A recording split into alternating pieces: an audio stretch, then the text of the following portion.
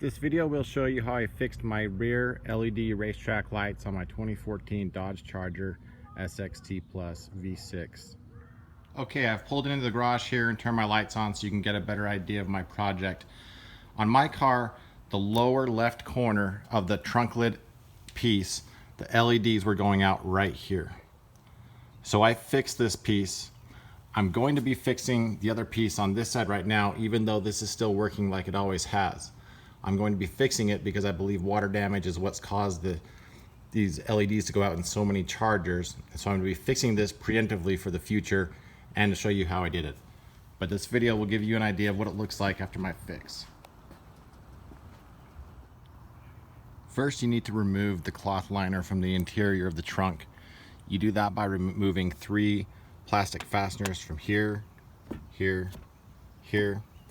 There's 2 rubberized screws that go here and here. There's 2 plastic covers that fix here and here. And there's also a handle that covers here.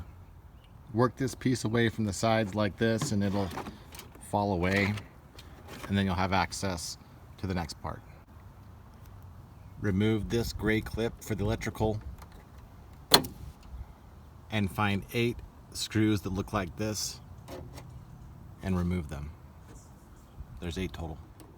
Okay, once you've removed the last of these 8 screws, and these 8 screws all point toward the rear of the car when this is closed.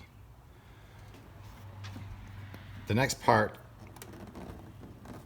is just to carefully pull this up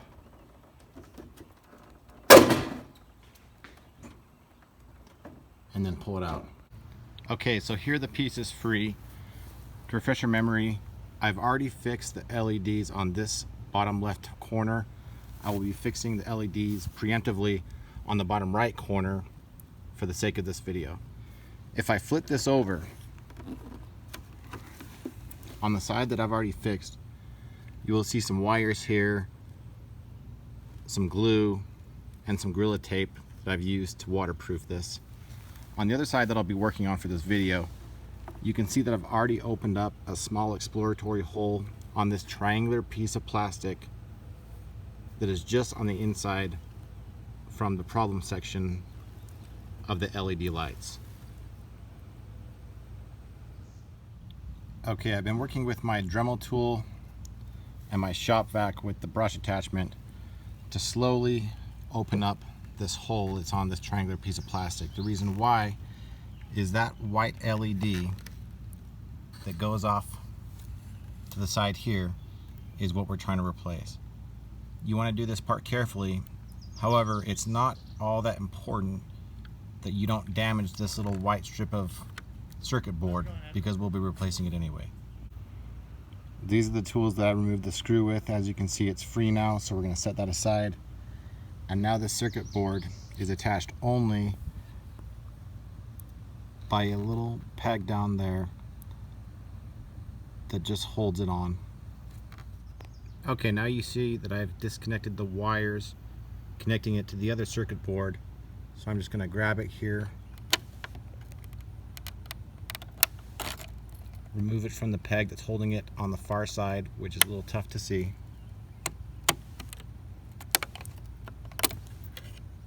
And pull it out like that. Now, if yours is like mine, what you'll be able to see on these 3 LEDs is that there's corrosion on, it looks like 2 of these, if not the 3rd.